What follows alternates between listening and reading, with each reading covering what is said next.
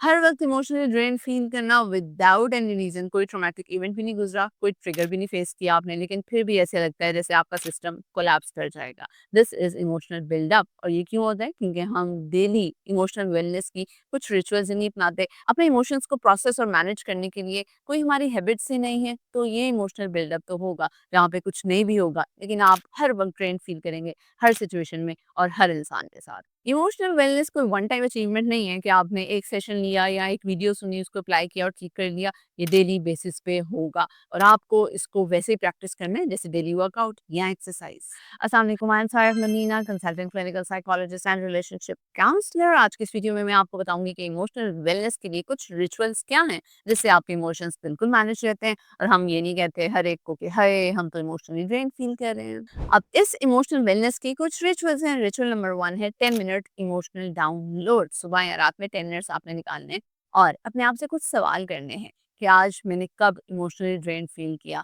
आज मैं अगर इमोशनली डिस्टर्ब था तो उस टाइम पे मुझे क्या सोच नजर आई। आज जब मैं इमोशनली डिस्टर्ब था तो मैं कितना रिएक्टिव हुआ।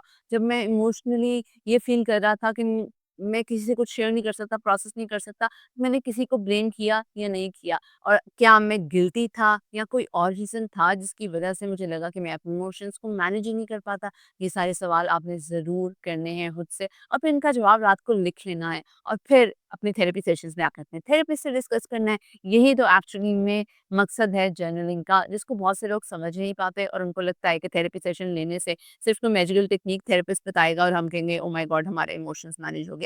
आपने पूरे दिन के हाल-ओ-अहवाल को लिखना है और अपने थेरेपिस्ट के साथ कंसल्ट करना है कि ये हो क्यों रहा है। ये इमोशनल ब्रेन डंप आपके एमिग्डाला को रेगुलेट करता है और आप अपने आप को बेहतर तरीके से समझ पाते हो और उसको एक सेफ स्पेस देते हो काम डाउन होने के लिए अपने दिमाग को कि ये हो क्यों रहा है। ये इमोशनल ब्रेन डंप आपके एमिग्डाला को काम करता है and your brain gets a space to regulate. Technique number 2 emotional labeling practice. वो कहते हैं ना कि name it to tame it. मैंने ये टेक्निक पहले अपनी वीडियोस में बताई हुई है।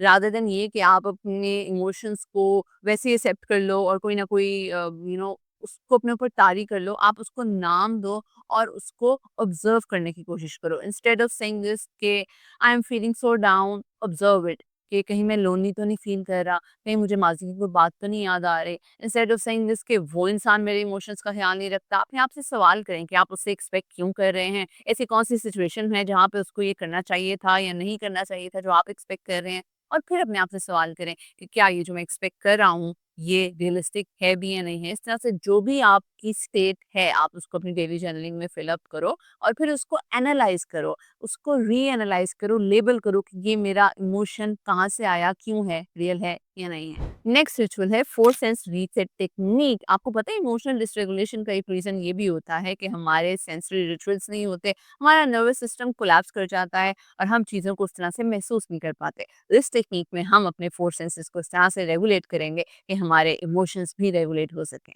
जब आप मेंटली प्रेजेंट नहीं रहते और हर वक़्त ओवरवेल्म्ड रहते हैं, तो ये टेक्निक बहुत ज़्यादा हेल्पफुल हो सकती है। आपने क्या करना है, सबसे पहले अपनी साइट सेंस को यूज़ करना है और किसी भी सॉफ्ट ऑब्जेक्ट को या किसी भी एक ब्राइटनिंग ऑब्जेक्ट को थोड़ी देर के लिए फ़ील करना है। लेट्स सपोज़ अगर कोई कैंडल है, तो आप उसकी फ्लेम को थोड़ी देर के लिए फ़ील करो। फिर आ जाता है आपका हियरिंग सेंस। उसके लिए आपने क्या करना है, let's suppose if you are getting up in the morning या फिर मगरिब के टाइम पे जब सारे birds are going back to their real places, तो आप उस टाइम पे अपनी आँखें बंद करके यू जस्ट सिट कामली और थोड़ी देर के लिए आप उन आवाज़ों को महसूस कर सकते हो। और उसके अलावा टच में you can just touch a soft object. बहुत से लोगों के लिए अपने पेट्स के साथ टाइम गुज़ारना और उनकी फर को यूँ उस तरह से टच करना और वो कामनेस फ़ील करना, वो बड़ा इम्पोर्टेंट रहता है उनके लिए और उनके लिए बड़ा हेल्पफुल साबित होता है। उसके अलावा आप अपने स्मेल सेंस को भी यूज़ कर सकते हैं। अपना कोई फ़ेवरेट कोलोन लगा रहे हो या एयर फ्रेशनर कर रहे हो, तो जस्ट स्टे काम, अपनी आँखें बंद करें और उस खुशबू को और उस उसको महसूस करें और प्रेज़ेंट में रहने की कोशिश किया करें। अपने इमोशंस को प्रोसेस किया करें। जब अपने सेंसेस के ज़रिए आप इस तरह से स्टिमुलस को प्रोसेस करेंगे, तो आप अपने इमोशंस को भी प्रोसेस करना सीखेंगे और ये रिचुअल बहुत-बहुत ज़्यादा इम्पोर्टेंट है। बड़े लोगों को ये लग्ज़रियस और ये लगता है कि ओह माय गॉड हम तो इतने स्ट्रेसफुल हैं, हम ये सब कुछ कैसे करें? जिस तरह से अपनी डाइट अच्छी करते हो, इस तरह से हम जो चीज़ें प्रोसेस कर रहे हैं, अपने इर्द-गिर्द की चीज़ें जो हम देख रहे हैं, सुन रहे हैं, उनको भी तो अच्छा किया जा सकता है ना।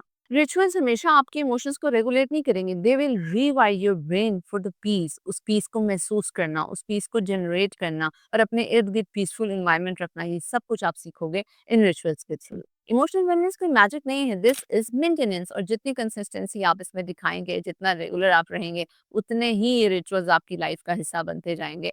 क्योंकि बहुत से लोग ये समझते हैं कि रिचुअल्स करना भी एक बर्डन है और वो इमोशनली बर्डनाइज फील कर रहे हैं।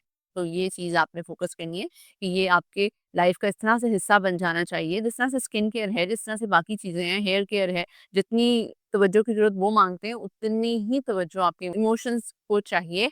और बहुत से लोग ऐसे होते हैं ना, अगर इमोशंस रेगुलेटेड ना रहें, तो वो कई-कई दिन उठ के नहा नहीं सकते, अपने बालों में तेल नहीं लगा सकते, मतलब नहीं वो अपने डेली बाकी हाइजीन के रिचुअल्स भी पूरे कर सकते हैं। तो इमोशंस को मैनेज करना, अपनी मेंटल हेल्थ को मैनेज करना बहुत-बहुत ज़्यादा इम्पोर्टेंट है।